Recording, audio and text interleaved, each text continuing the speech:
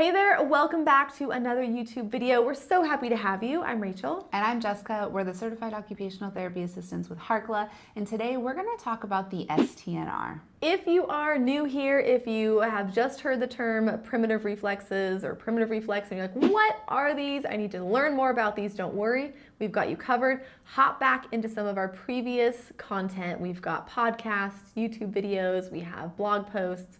We'll link everything in the description below. If you need a refresher, go check those out and then come back because we're going to dive into the STNR today. The STNR is the Symmetrical Tonic Neck Reflex, and it's actually a secondary reflex because it's not developed until after birth. So most primitive reflexes are developed in utero, fully present at birth, but the STNR is different. It gets developed as the TLR integrates. So the STNR is really imperative for progressing into crawling. The reason why it develops after birth is because once the TLR starts to integrate, the baby can get up onto their hands and knees, they can rock back and forth. Once the STNR starts to integrate, then the child can progress into that forward crawling position or that forward crawling movement, and you can see that that reflex integrates. Yep. There's a couple of positions that infants do that tell us that the STNR is working and starting to integrate. The first one is when they're on their hands and knees and they start to rock back and forth, almost like they're dancing to music. And the other one is when the baby goes into kind of that downward dog position. These are two positions we see infants do frequently that tells us, hey, the STNR is starting to integrate and they're going to start crawling. The STNR really splits the body into top and bottom, so the upper body and the lower body. And before the reflex integrates or goes away, the two are directly connected. So once the reflex integrates, then they can work separately. So you think about when a child is crawling or learning to crawl, their head moves up into extension and they sit back on their bottom and they kind of sit down a little bit. And when that neck flexes and they look down, then they kind of go into that down dog position and their lower body extends, like Jessica mentioned earlier. So really the body is at the mercy of the eyes and the vision until this reflex integrates or goes away. Like we mentioned, the STNR does not appear until after birth, after the TLR has integrated. So we're going to start to see the STNR emerging anywhere between 6 and 9 months of age. And then we want to see it fully integrated by about 11 months. So once the baby has completed crawling, they've successfully crawled on their hands and knees in that reciprocal pattern, that's generally when we can see that reflex integrator go away. So 11 months is really kind of a guesstimate. It depends on when that baby is crawling and really has that consistent crawling pattern down. Now, a few signs in older children that we'll see that tell us that the STNR is retained or stuck in the body. The first one is actually looking at their infancy and did they crawl? If they skipped crawling or if they had what we call a janky crawl where one leg was up, or like that monkey crawl, or if they did bum scooting instead of crawling. Those are signs that tell us that that STNR might not have had a chance to integrate. Another sign in an older child would be their posture. Do they have a good solid core? Do they have that upright posture? Or are they slouched? Are they in that ape-like posture position? Are they hunched over? That could be another sign of a retained STNR.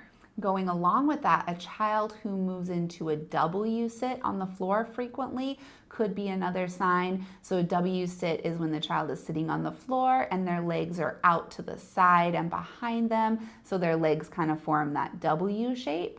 Now, W sitting can be a developmental position as a toddler grows and ages, but we want to see them moving out of it easily. What we don't want to see is the child in that really flat, low W sit that they can't really move out of. And their feet are like pointing out, like the inside of their feet are flat on the floor. Like it just makes me cringe thinking about making my body do that. Another sign to look for is their hand-eye coordination or their eye-foot coordination. You remember we're talking about disconnecting the upper body from the lower body, so we want to see that those are disconnecting. And playing sports and kicking a ball and catching a ball are all skills that can be impacted negatively when the STNR is retained. One more is going to be a diagnosis of dyslexia or ADHD. These two are often connected to a retained STNR that is causing challenges with reading and writing, attention, and focus. So we want to leave you here today with one functional activity that you can do at home with your own child or at the clinic if you're a therapist. You can do this activity in order to help facilitate integration of the STNR. That exercise or that activity is called the down dog to cobra, and it sounds just like what you're thinking if you do yoga or if you're familiar with yoga at all.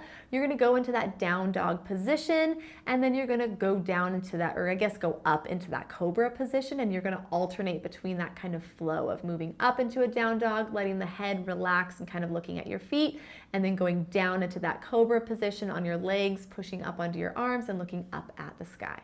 The goal here is to really have that smooth, coordinated flow with this activity. So make sure you do it with the child. You can use some video feedback so they can get a hang of how to coordinate their body with it. But if your child is doing this activity several times and they're really, really struggling, maybe they are unable to coordinate their arms and legs together, maybe their arms are bending or their legs are bending when they're not supposed to, then these could be signs that the STNR is retained, and it might be a good idea to get their primitive reflexes formally tested.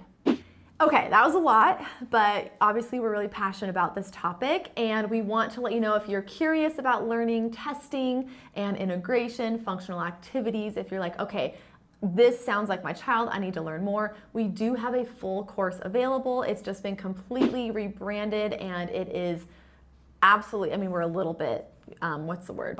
Biased, but it is really great. This course is super cool because there's actually 3 different purchase options. The expert purchase option is designed for parents just learning about primitive reflexes who want to help their child integrate some retained primitive reflexes.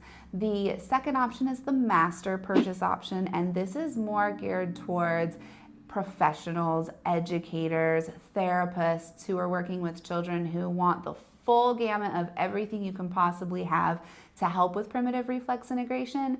And then the third option is our AOTA CEU certified version, where if you're an occupational therapist or an occupational therapy assistant like us, you actually earn continuing education credits for taking this course. The other thing that was really exciting, I'm just so excited. Okay. I know. The other thing that is so exciting about the AOTA CEU version is you actually get this workbook included in your purchase. So this workbook includes all of the PDFs and resources that you get in all of the courses, but it's just printed in this handy dandy workbook. You know, easily accessible. If you're in the clinic, you can quick flip to a page if you aren't sure how to test for a specific reflex or if you need some activity ideas. There are tons of options in here, and it just makes the course like more applicable, and it's just so much easier to implement when you have everything in front of you. But again, the PDFs are included in all of the options. The AOTA version just includes this workbook. You can purchase the workbook separately if you don't need the AOTA CEUs, but you still want the workbook, that's an option as well. Like Rachel said, there's a ton of PDFs that come with all 3 purchase options. All 3 options also include lots of video demonstrations so that all the activities and exercises we teach you, there's a video to follow it up so it shows you exactly what it should look like and what it shouldn't look like. So we kind of go back and forth and show you all of the different things. And another great thing is there's a discussion forum within the course. So if you have questions or comments as you're going through the course, you can pop in there, put your question in there. Rachel and I will actually go in there a couple of times a week and respond to any questions, have these amazing discussions and brainstorming sessions within the course.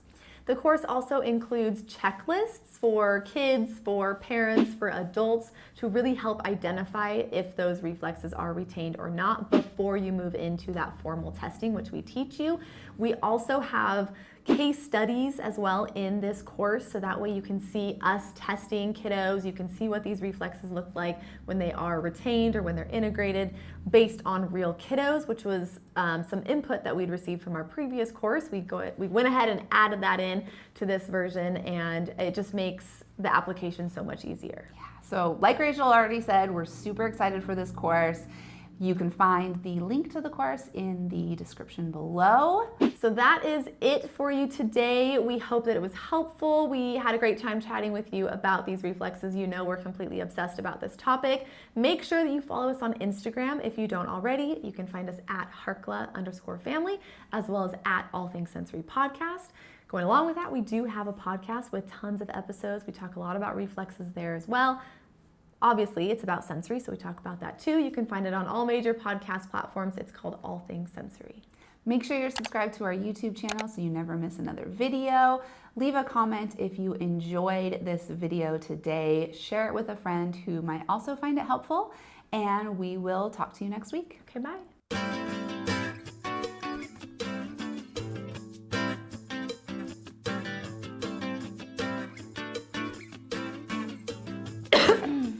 Rach.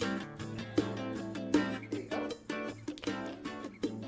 I had another thing to say, but now I have to save it because we're recording. Okay.